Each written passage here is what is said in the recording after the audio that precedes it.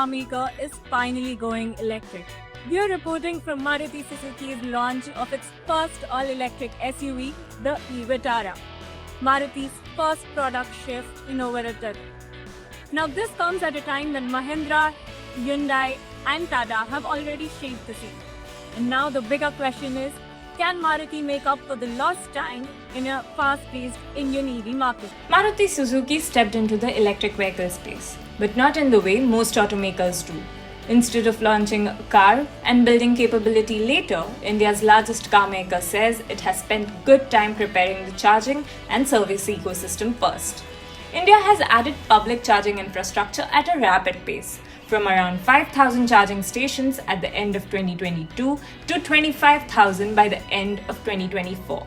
As of August 2025, the country has over 29,000 public charging stations. With more than 2 million EVs on the road, the ratio stands at roughly 70 EVs per public charger. Now, this ratio matters. Here's why. It highlights both the growth path and the gap that remains to be filled if EV adoption scales up further. Maruti's top officials say its EV strategy has been built around solving customer anxieties and not rushing into a launch. Maruti has tied up with 13 charge point operators and set up over 2,000 exclusive charging spots across 1,100 cities. Its unified E4Me app is meant to help users locate chargers, manage home charging installation, and payments. So we always welcome the competition. But we believe one thing.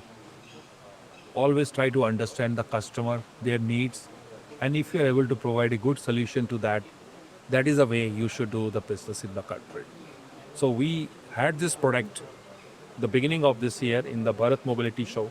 This product is doing wonders in the developed countries like UK, Japan. It is going to start very soon. But we were not in a hurry to sell the product. We were very clear till the time we don't address the concerns of the customers, which today they are facing, we are not going to launch it. Maruti's late entry also increases pressure. Customer expectations must be high on reliability, software quality, and battery performance. International competitors are gunning for the same slot. Automakers such as Tesla and VinFast are eyeing the same segment. The shift also requires Maruti's dealer network to adapt quickly from ICE servicing to high voltage EV platforms. However, the company stressed that service familiarity and repair infrastructure are as critical as charging availability. Executives acknowledge that without after-sales preparedness, early adopters may lose confidence and first-time EV users could face risk of long downtimes. So today we showcase a report card. What is the level of preparation which we have done? That we in the top 100 cities, we are going to provide EV charger on an average distance of 10 kilometers. 70% of the chargers in the country are under our umbrella. One India, one app umbrella.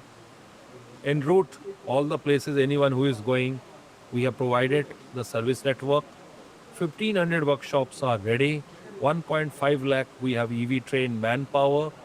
On the top of it, the vehicle range, if we talk about it, we give an assurance of 500 kilometers, but happy to share the ARI has certified it. It can, in one charge, it can go to 543 kilometers. This SUV is built on a dedicated EV platform with around 500 km expected in real-world conditions.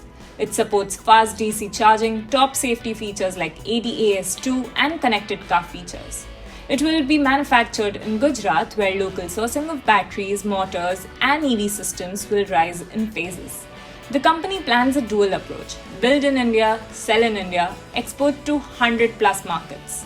The strategy mirrors the global scaling model used earlier for the Baleno and Brezza.